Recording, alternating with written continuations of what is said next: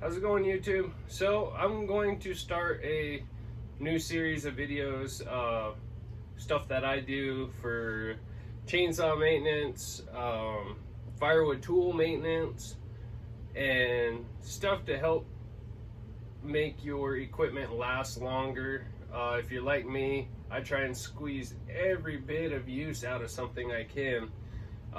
When I'm cutting timber, guys will see my saw chain, and I'll run my chain until it starts busting teeth off. And I've actually got some saw chain here that have teeth busted off, I believe. But I take everything down to the nitty gritty. This stuff is expensive. You know, now my local shop, well, not Tony's shop, but a couple of the other shops in the area, they're $50 a loop for a 32-inch loop. But I take my saw chain down right to the nitty gritty. See if I can get it to focus. Y'all get the picture. And wedges are the same way. I like to squeeze every bit of use of a wedge I can. For sawmilling, I mean, little wedges are great, you know, make them last. My big wedges, these big stills I use for when I'm falling timber, they bust in half. So, what I do to prolong the life of these and get more use is I use a farrier's rasp. This is a new one. I had Kels pick me up the other day when she went to town to get her hair done. The last one I had busted. They're very brittle, and dropped it in here, and just from smacking on the concrete it busted. So what I do is I'll clamp these in the vise and just big file, take them down, take material off. I'm going to square this one up, cut it with a hacksaw. Yeah, I'm sure there's gonna be guys on here, oh, just buy new wedges, they're cheap. Yeah, well, you must be made of money. I'm not, that's for sure. Of course, you get the badass timber fallers that, oh, I grind my chain and this and that and blah blah blah. Yeah, that'd be nice to own a grinder. I don't own a grinder, so I'll bring you guys in here closer. Yeah, make your stuff last. And you know, some of us don't have the money to buy a grinder or buy a new wedge every time one breaks, so this just kind of helps make your wedges last.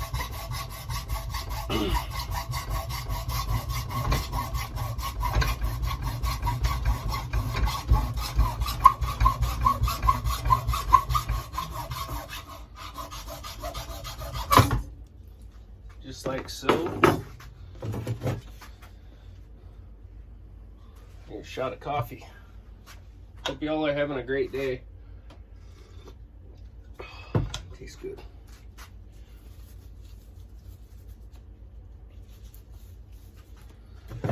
So, and then I'll just take it.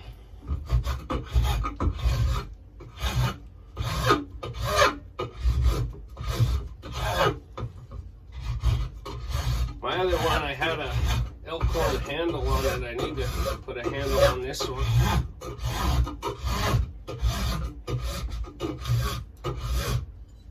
So if you're Mr. Badass and you just go and buy new wedges and stuff like that all the time, maybe this video and tip isn't for you. This is more for the family man who can't afford new gear all the time. And actually wants to make his stuff last. I just went and picked these wedges up the other day. $14 before tax. I know Madsen's is a lot cheaper. I do like supporting local, which Tony is an awesome person. If y'all are wondering who Tony is, he is a guy that has the Husqvarna dealership that I go to. Great customer service, wonderful customer service. He'll work on any saw you have.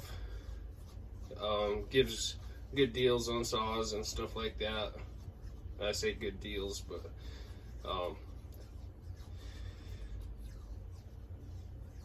he'll hook you up. You buy a saw from him, take it back there, he'll work on it and stuff. And, he doesn't charge that much to work on chainsaws, especially if you buy from him. He's fixing the 660. I never bought that saw from him. He's not a steel dealer, but he's working on it for me. But anyway,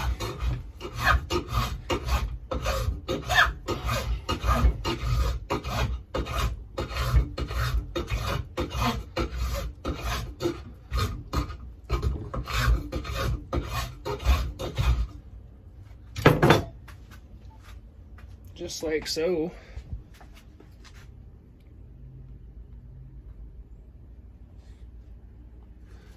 We'll get that knocked down, take it back quite a ways, get it knocked down, and then I'll bring you back when I'm squaring up the ends. See, they get beat up.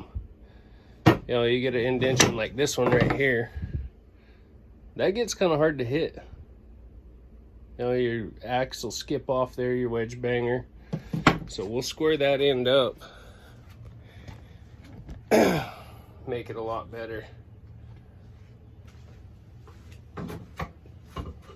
Like I said, if you don't like this and you buy new wedges, don't want to take the time to do this, that's fine. Perfectly fine. It's a free country, you do what you want.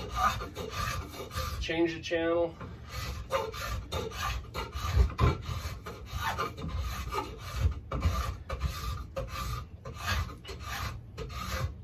I watched one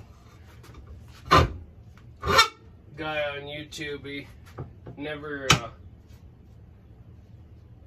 he might have just been, he's probably doing it just to troll people, but he said he never uses a depth gauge when his chain gets too dull and he needs to file or use a depth gauge. He just chucks the chain. I'm pretty sure he was trolling, but yeah, just some people are like that though.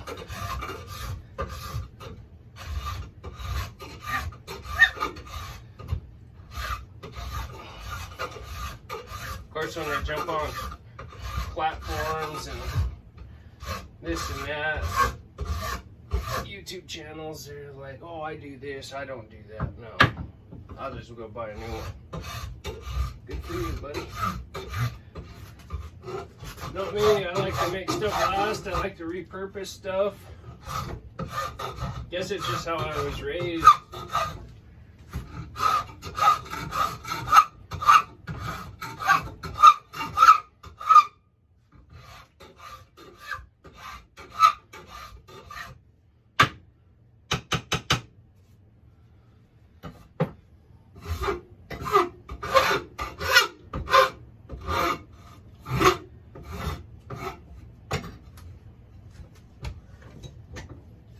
So as you can see, it's starting to make that wedge.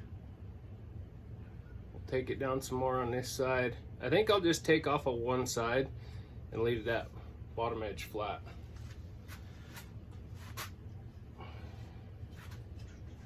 And you can, I mean, it's hard, but you can even do it in your hand. You don't need, it's nice to have a bench vise, but another way is you could take, a lot of times when I'm out in the woods, I'll do it right now. When I'm cutting timber, I'll set this on the edge of a stump.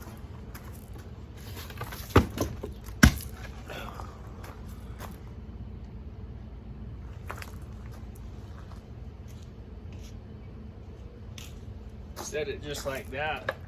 Take my axe. Now this one I did do it to the other day, I thought. Then you can chop them burrs off of there.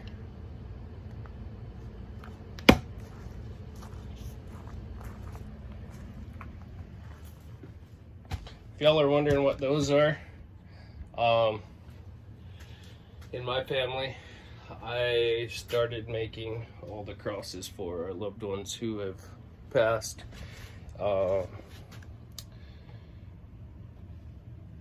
They have names wood burned on the other side, but out of respect for the families, I don't show that. Yeah, I started making the crosses for my family and extended family. These two are actually going to Montana.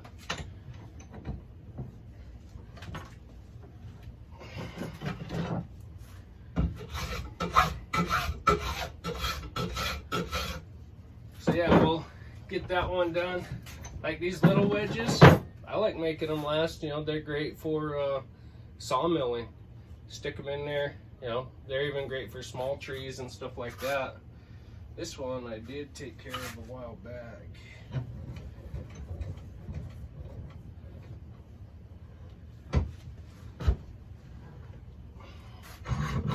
Now, if you guys are seeing all these big wedges and think you have to have big wedges, you don't.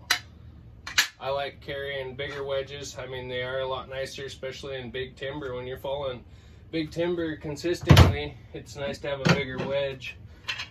These little guys, they do damage. I mean, they work good. You know, for firewood, I like these little 8-inch. These are Wells. Well, I guess it might be backwards on there, but these were my favorite just for firewood.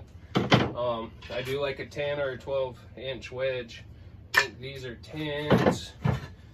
This one's a 12, I do believe. Got 12-inch and 10-inch. Well, 10.5 it comes out to. These are the Blue Ox by Madson's. Great wedge. Actually, all of these are great wedges. I had my doubts about these steel wedges. They turned out to be great wedges.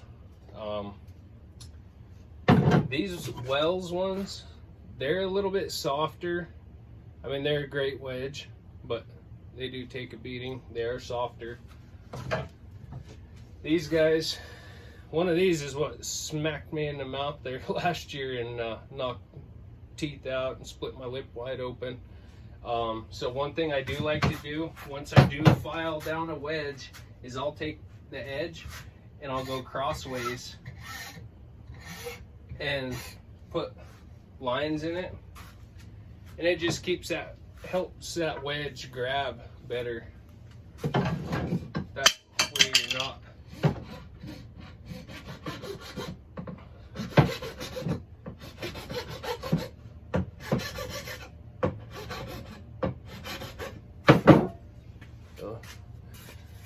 put little cuts in it sideways. Helps grab when you stick it into a tree, especially when you're stacking wedges. Works really good. The only thing is this doing it this way makes a mess.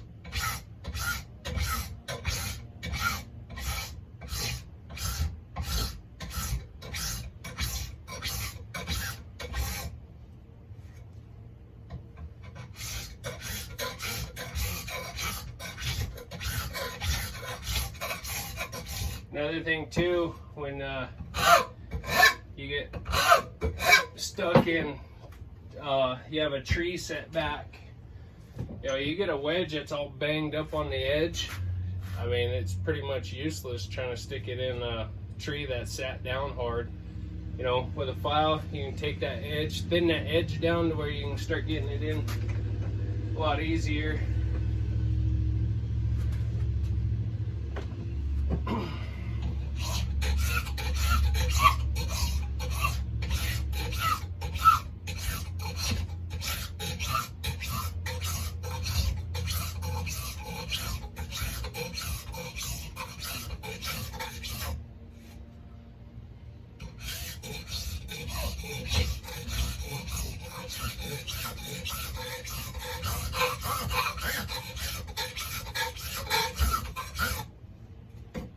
Just like so. Well, I hope hope this helps. This is just what I like to do with my wedges to help prolong the life of them. Like I said, everyone says they're inexpensive, and they are. But when you get paying $13, $14, $15 a pop on a wedge, I mean, here's $45 worth of wedges right here. Well, that's before tax. You know, you bust some of them up. You know, you bust a corner off and stuff like that. You just chuck them. I mean, you know, you can do what you want. If you want to spend money, waste money, and buy new wedges and have brand new wedges in your pouch all the time because you're too good to have little shorties and stuff like that and repurposed, that's fine. You know, it's free country, do what you want. This is for the guy who likes to make his stuff last. I hope this tip helps. There will be more tips and tricks to come. One is if you own a Husqvarna chainsaw and the wrap handle gets in the way of your bar nuts, if your tool's too big and it cramps your nuts, I got a solution for that. So stay tuned for that video. That'll probably be the next video. I am gonna do a video on depth gauges. It'll be out shortly. Different depth gauge tools, some that don't work with full house or full comp chain, and I'll show you how to get around that situation. So yeah, tips and tricks of what I do to help prolong my tools, my gear, and tricks to help, you know, solve the problems of, you know, different brands and stuff like that. So anyway, if you guys got any tips or tricks and you would like me to make a video on it, shoot me an email. It's Bear Creek, all lowercase, bearcreek25@gmail.com. I'll leave a link in the description. Thank you folks for watching. We wish you good health and happiness as always.